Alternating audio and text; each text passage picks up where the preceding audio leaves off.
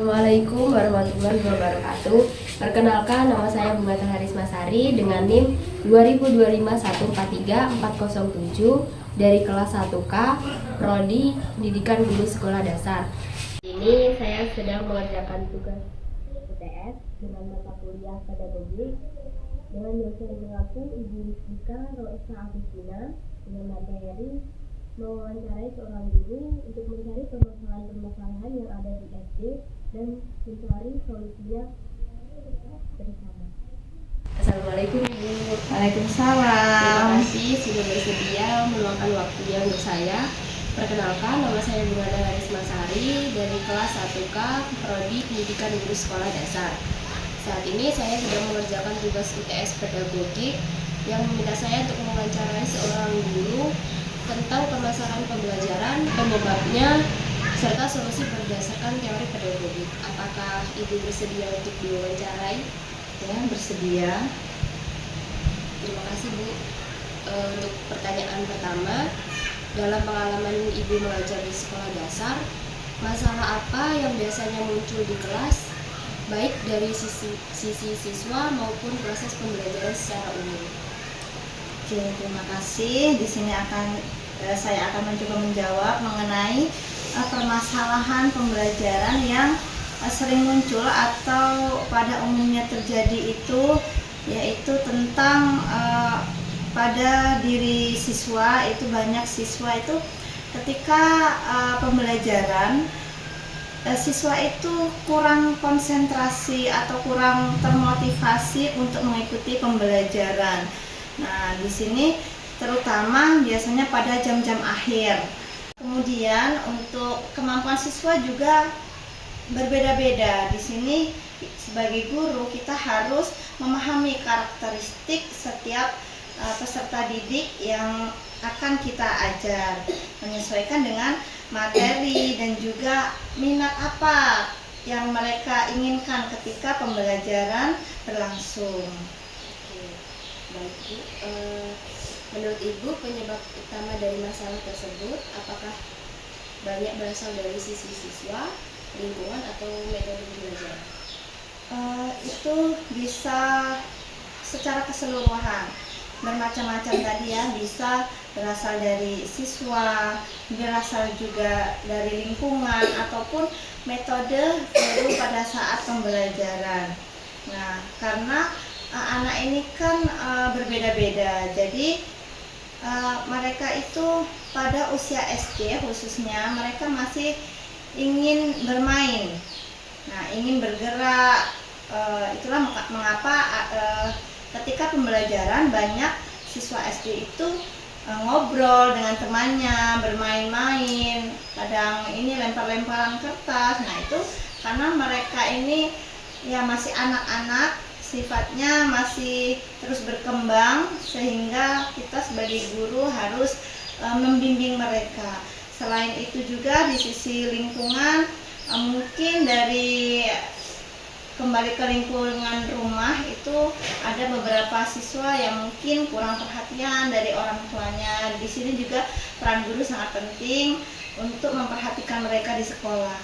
Selanjutnya, metode guru di sini juga berpengaruh ketika proses pembelajaran dan bisa menjadi sumber masalah, di mana guru banyak menggunakan metode ceramah, dan ini mungkin bagi siswa sangat membosankan seperti itu. Kalau masalah-masalah itu tidak segera ditangani, bagaimana dampaknya terhadap proses pembelajaran? Tentu dampaknya sangat besar sekali bagi pembelajaran terutama pada saat proses pembelajaran ya. Jika anak-anak dibiarkan seperti itu, permasalahan itu tidak segera diatasi, nantinya anak bisa tertinggal dan hasil belajarnya itu tidak bisa meningkat atau nilainya bisa saja menurun ya, karena anak-anak kehilangan motivasi untuk belajar.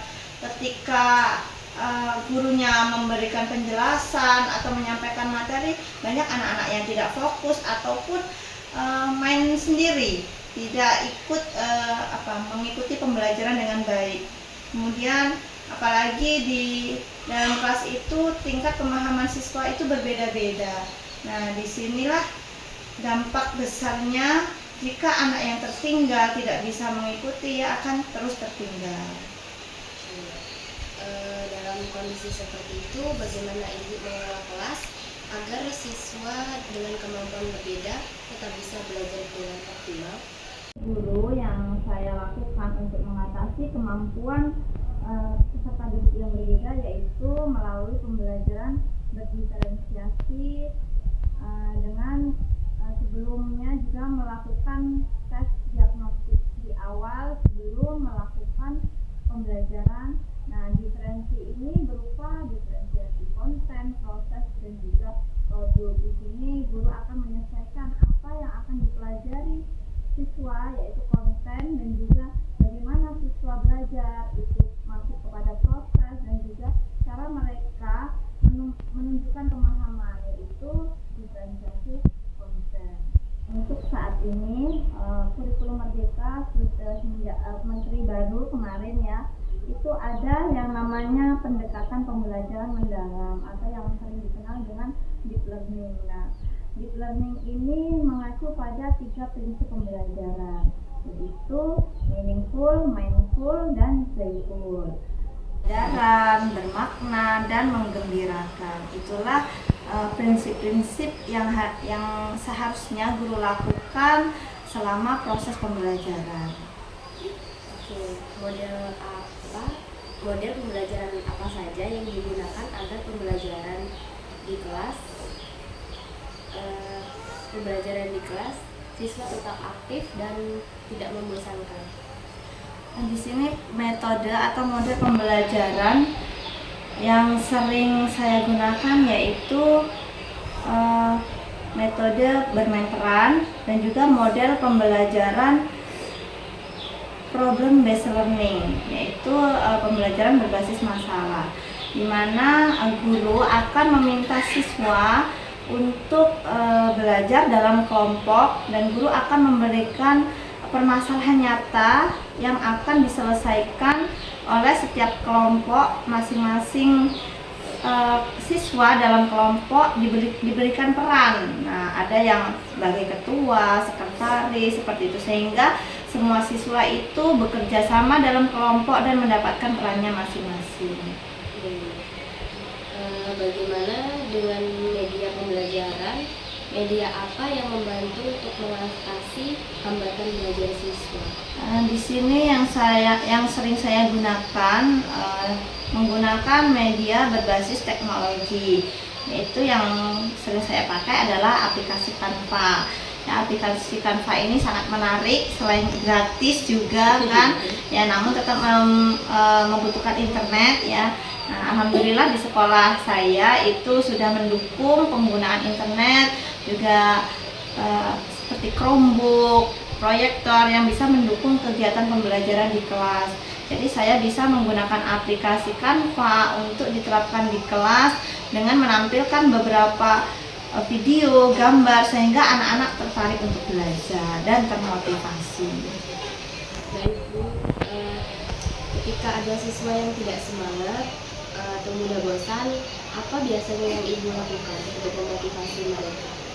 Saya menggunakan pendekatan humanistik, yaitu dengan membangun kedekatan emosional antara guru dengan siswa, yaitu dengan cara memberikan semangat, dorongan, pujian, ataupun sekedar menanyakan kabar, apakah tadi pagi sudah sarapan, seperti itu, dan sehingga mereka itu merasa termotivasi.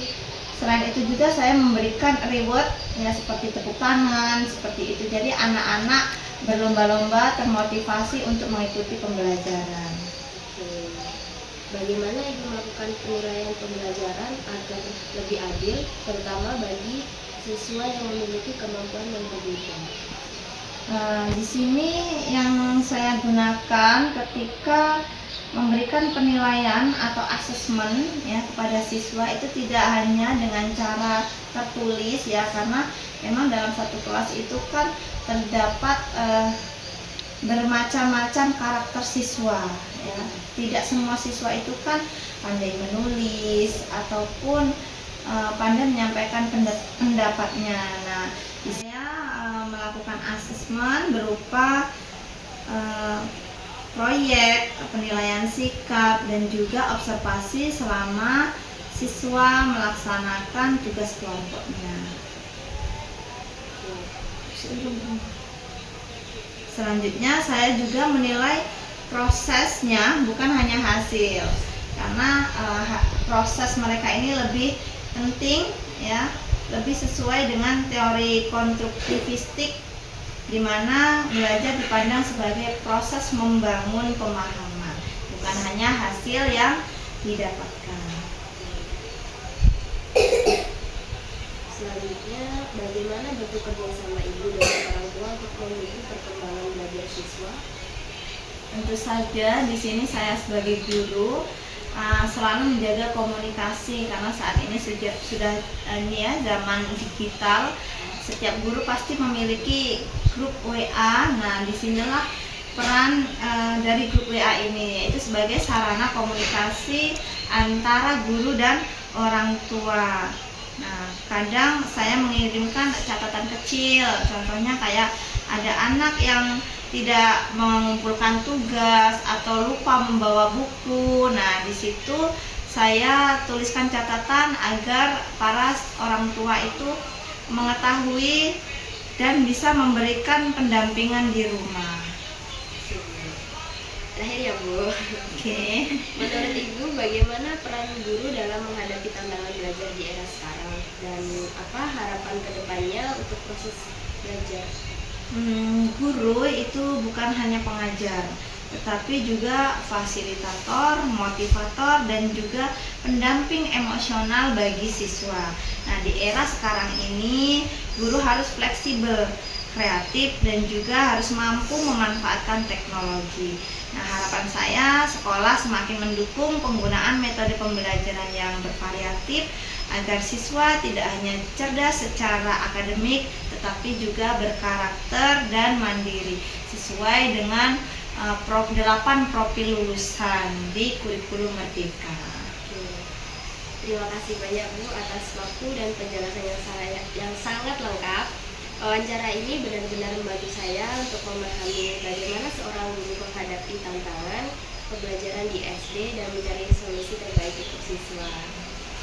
Sama-sama, semoga tugasnya lancar dan bisa bermanfaat bagi kamu ke depannya ya. Terima kasih Bu. Ya, sama-sama. Demikianlah hasil wawancara yang saya lakukan bersama Ibu Guru.